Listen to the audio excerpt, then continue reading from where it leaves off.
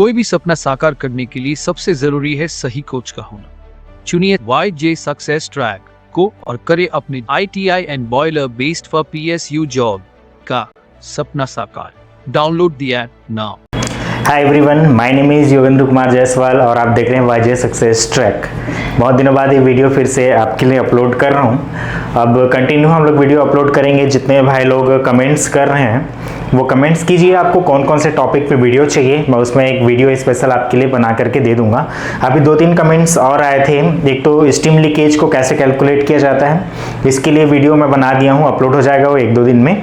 और आज एक भाई बोला था कि बॉयलर में एबनॉर्मलिटी कौन सी होती है, तो बॉयलर की जो एबनॉर्मलिटी वाले वीडियो हैं वो सारे मैंने पोस्ट कर चुके हैं, तो आप प्लेलिस्ट में जा करके आप चेकआउट कर लीजिएगा। और जिन जिन भाई लोग ऑनलाइन क्लासेस ज्वाइन करना चाहते हैं वो YJ सक्सेस ट्रैक के एप्लीकेशन पे आकर के आप हमें ज्वाइन कर सकते हैं। और साथ ही साथ गुजरात और महाराष्ट्र का BOE का जो है नोटिफिकेशन जारी हो चुका है, तो आप लोग उम्मीद करते हैं कि जिन जिन लोग फॉर्म भर लिए हैं उन लोग तैयारी के लिए आप ऑनलाइन क्लासेस ज्वाइन करें। अगर नहीं करना चाहते हैं तो कोई दिक्कत नहीं है, आप पूरे वीडियो को देख करके आप समझ सकते हैं और पेपर को निकाल सकते हैं। बस इससे क्या होता है, एक गाइड मिल जाता है, प्रॉपर आपको एक वे मिलेगा पढ़ने के लिए। तो आप जल्दी से जल्दी क्लासेस ज्वाइन कीजिए, कोई भी क्लासेस ज्वाइन कीजिए, लेकिन क्लास ज्वाइन करके आप एक बोलना चाहिए कि BOE के पेपर को आप क्रैक कीजिए, है ना। तो आज हम लोग एक टॉपिक था जिसमें था प्रिवेंटेशन ऑफ बॉयलर फेलियर। एक भाई ने मैसेज किया था कि प्रिवेंटेशन ऑफ बॉयलर फेलियर के बारे से हमको जानना है करके, तो आज मैं उसी वीडियो को लेकर के आया हूँ कि प्रिवेंटेशन ऑफ बॉयलर फेलियर होता क्या है और कैसे क्या क्या कारण की वजह से हमारे बॉयलर फेलियर होते हैं, तो उसको हम कैसे मेंटेन करें। क्लियर है। तो उसको मेंटेन करने के लिए आपको कुछ कुछ चीजें ध्यान में रखनी होंगी। तो चलिए आज उसी को ही स्टार्ट करते हैं कि फेलियर को हम कैसे रोक सकते हैं। तो बॉयलर में मोस्टली हमारे पास फेलियर कौन कौन से आते हैं जिसे हम लोग को जानकारी में होना चाहिए। तो सबसे पहले देखते हैं prevention of boiler failure. General area to be look into are, means कौन कौन से एरिया ऐसे हैं जहां पर हमारे बॉयलर फेलियर होने के चांसेस मोस्टली होते हैं। तो सबसे पहले हमारे पास उस फेलियर को ना आए इसके लिए हमें क्या करना पड़ेगा। तो सबसे पहला वर्ड्स आता है हमारा, होता है water treatment and maintain recommended quality of water and steam. अब जो वाटर की क्वालिटी होती है DM प्लांट में, जो डीमिनरलाइज्ड वाटर होता है उसमें pH का level, silica, contamination of gases, उसके बाद में आपको जितने भी आपके गैसेस हैं वो सारे रिमूव होने चाहिए। pH का वैल्यू नॉर्मल होनी चाहिए, मतलब ना तो ज़्यादा अम्लीय और ना ही ज़्यादा क्षारीय होनी चाहिए। मेंटेन करते हैं हम लोग 7.5 से 9 तक pH को। उसके बाद में सिलिका को मेंटेन करना है, कंडक्टिविटी को मेंटेन करना है, और उसके बाद में आपका आता है टर्बिडिटी नील होनी चाहिए, हार्डनेस नील होना चाहिए, कैल्शियम मैग्नीशियम के जो पार्टिकल्स हैं वो पूरे नील होनी चाहिए। तो इसको आपको मेंटेन करना है। साथ ही साथ में जो स्टीम की क्वालिटी है, स्टीम की क्वालिटी जिसमें ड्राइनेस फ्रैक्शन हमारा अच्छा होना चाहिए, और उसके बाद में स्टीम की क्वालिटी में कंडक्टिविटी कम होनी चाहिए। ज़्यादा कंडक्टिविटी हमारा दिक्कत करेगा, TDS लेवल हमारा कम होनी चाहिए। नेक्स्ट आता है सुइटेबल फ्यूल सिलेक्शन। आपके बॉयलर के लिए कौन से फ्यूल को आप डिज़ाइन किए हो, मतलब जो बॉयलर डिज़ाइन किया गया है अगर वो कोल के लिए है तो सिर्फ उसमें कोल का उपयोग करें, या कोल की क्वालिटी जिस क्वालिटी का दिया गया है, अगर 6 से 12 mm बोला गया तो 6 से 12 mm ही मेंटेन करना है। ऐसा नहीं कि कम कर दिए या ज़्यादा साइज कर दिए। ज़्यादा साइज करेंगे तो वो जलेगा नहीं, कम साइज हो गया तो फाइन साइज ज़्यादा हो जाएगा तो आपका डस्ट पार्टिकल्स ज़्यादा हो जाएंगे। तो इस चीज़ को भी ध्यान में रखना है अपने को। तो सुइटेबल फ्यूल की सिलेक्शन करना है। थर्ड आता है हमारा accurate combustion control. Combustion control जो होता है, आप जैसे कंबशन कर रहे हो तो उसमें ऑक्सीजन प्रॉपर होना चाहिए। अगर ऑक्सीजन कम होगा तो भी प्रॉब्लम है, ज़्यादा हुआ तो भी हमारा लॉसेस है। तो प्रॉपर कंबशन कंट्रोल होना चाहिए अपने पास में। मींस जिस फ्यूल को आप यूज़ कर रहे हो, मान के चलो कि कोल अगर आप यूज़ कर रहे हो तो कोल में आपको पता है कि 15 to 20% एक्सेस एयर दिया जाता है। एक्सेस एयर हम लोग किसको बोलते हैं?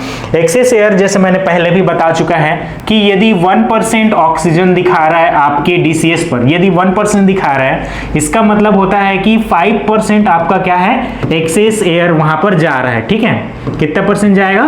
5% एक्सेस एयर जाएगा।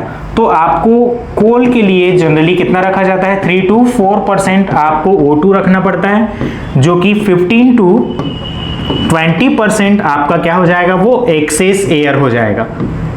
क्लियर है? 15 to 20%, ये किसके लिए होता है? कोल के लिए। अगर इसी में हम लोग गैस की बात करें तो गैस में O2 को हम लोग जनरली 2 से 3% मेंटेन करते हैं। कितना परसेंट? 2 से 3% मेंटेन करते हैं। मींस एक्सेस एयर इंक्लूडिंग कितना हो जाएगा? 10 से 15% आपको एक्सेस एयर दिया जाएगा। मींस एक्सेस एयर हम प्रोवाइड करते ही क्यों हैं? तो एक्सेस एयर इसलिए प्रोवाइड किया जाता है कि प्रॉपर वो कंबशन कर सके, कोई भी फ्यूल जो है वो प्रॉपर कंबशन कर सके, इसीलिए हम लोग एक्सेस एयर प्रोवाइड करते हैं। और ये 1% ऑक्सीजन इक्वल्स टू 5% आपका एक्सेस एयर होगा, इसको याद रखना है। नेक्स्ट है perfect boiler design and construction. आपके बॉयलर का डिजाइन सही होना चाहिए। अगर एयर पाथ सही ना बने, अगर फ्लो गैस का पाथ सही ना बने, अगर प्रॉपर फायर बाल ना बने, तो ये क्या होता है? डिजाइन के प्रॉब्लम की वजह से होता है। कंस्ट्रक्शन एंड डिजाइन दोनों ही बहुत ही इंपॉर्टेंट रोल प्ले करता है आपके बॉयलर के फंक्शनिंग के लिए। नेक्स्ट आता है पीरियोडिक एस रिमूवल। आपको टाइम टू टाइम एस को रिमूव करना है, चाहे वो एस हैंडलिंग सिस्टम लगा के करो, चाहे ईएसपी लगा के करो, चाहे जो fly ash and bottom S होता है उसको आपको प्रॉपर रिमूव करना है। तो fly ash and bottom S का जो परसेंटेज होता है उसको भी आपको याद रखना है। जो फ्लाई एस होता है वो कितना परसेंट रहेगा? तो ये रहता है आपका 80%। और जो बॉटम एस होता है वो एक्चुअल में बॉटम एस जो है टोटल का 20% होता है। इसको भी याद रखना, पेपर में बहुत बार पूछा गया है, चाहे वो बीओई के पेपर हो, चाहे वो नॉर्मल आपके first class second class bowler attendant के क्वेश्चंस में हो। तो फ्लाई एस 80%, बॉटम एस जो है हमारा 20% होता है।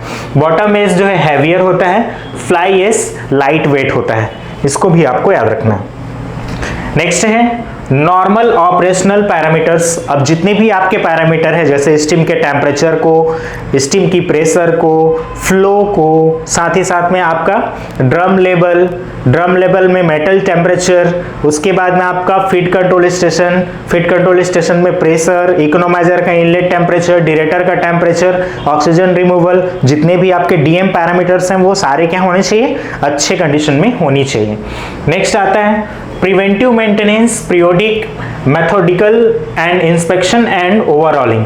जितने भी आपके प्रिवेंटिव मेंटेनेंस हैं, जैसे कि आपको प्रॉपर हर दिन कोई ना कोई एक इंस्ट्रूमेंट को ग्रीसिंग करना हो, एक टाइम शेड्यूल जो बनाते हैं, उसके बाद ग्रीसिंग करने के बाद में आपका प्रिवेंटिव मेंटेनेंस हो जाएगा, जितने भी ऑयलिंग ग्रीसिंग करना है वो करनी है।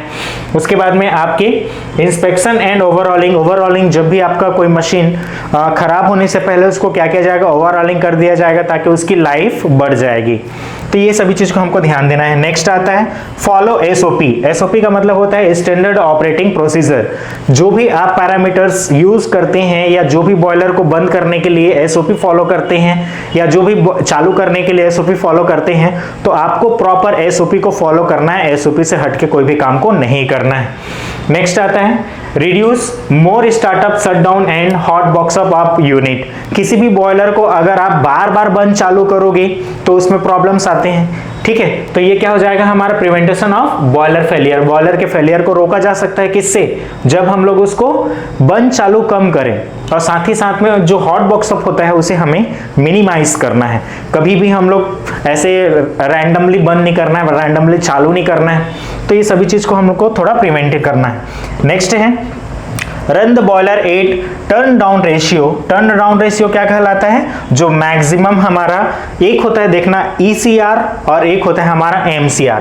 ECR जो होता है वो क्या कहलाएगा?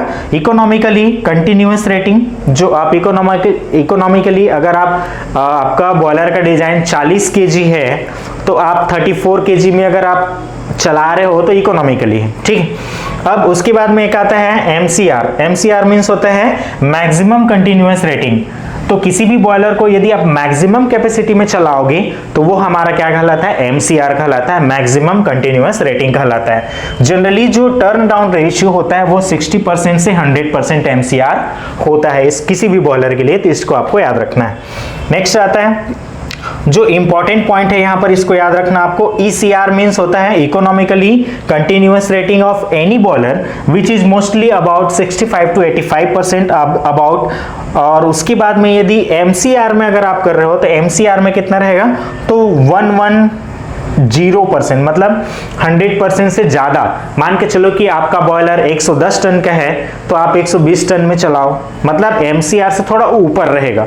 मींस 150 टन का बॉयलर है तो आप 155 160 तक आप चला सकते हो, दैट्स कॉल्ड MCR। तो ये कितना परसेंट जाएगा, मैक्सिमम 10% आप एक्सेस ले सकते हो।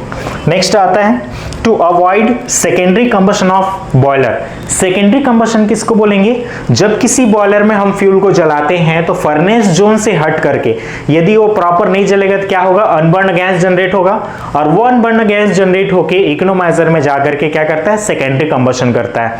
मींस वहां पर जाकर के वो जलेगा।